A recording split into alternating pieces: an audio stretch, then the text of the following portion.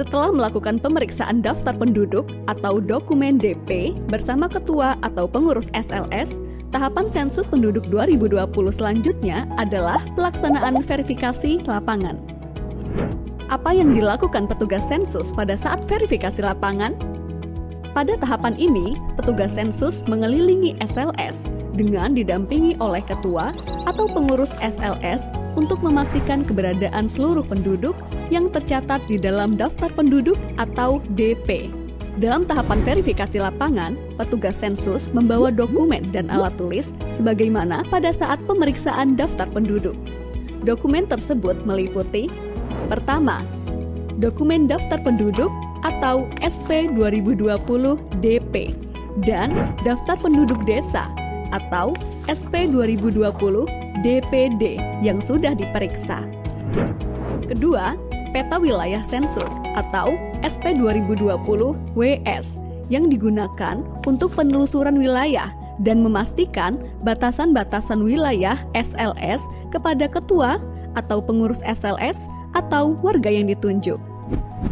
Selama di lapangan, petugas dan ketua atau pengurus SLS wajib mematuhi protokol kesehatan pencegahan penyebaran COVID-19, mengenakan masker, selalu memastikan kebersihan tangan, dan menjaga jarak minimal dengan responden. Apa saja yang harus dilakukan oleh petugas pada saat verifikasi lapangan? Pertama, mengenali dan menentukan batas-batas wilayah SLS bersama ketua atau pengurus SLS.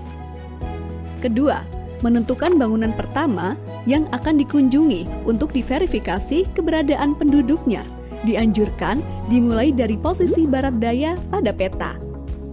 Ketiga, berikan tanda titik atau noktah sesuai posisi rumah tersebut pada peta SP 2020 WS dan sertakan nomor urut di samping noktah tersebut. Keempat, lakukan identifikasi seluruh nama penduduk yang tinggal di rumah tersebut dan sesuaikan dengan nama yang tercantum pada daftar penduduk atau DP.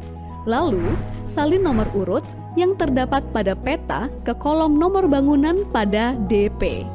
Penduduk yang dikunjungi adalah penduduk yang diragukan keberadaannya oleh pengurus SLS. Apabila pada rumah tersebut teridentifikasi penduduk yang belum melakukan pengisian sensus penduduk online, baik itu seluruhnya maupun salah satu anggota keluarga, silakan drop dokumen C1. Lakukan prosedur tersebut untuk setiap rumah dan bangunan yang ada penduduknya. Pastikan tidak ada yang terlewat ya. Apabila ditemukan penduduk yang belum tercantum namanya pada daftar penduduk atau DP, tambahkan dan lengkapi keterangan penduduk tersebut pada DP Blok 4C. Pastikan seluruh kolom terisi.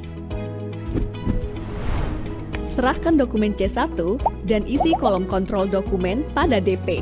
Pada saat menyerahkan dokumen C1, beritahu responden untuk membaca petunjuk pengisian terlebih dahulu dan informasikan kapan dokumen akan diambil kembali.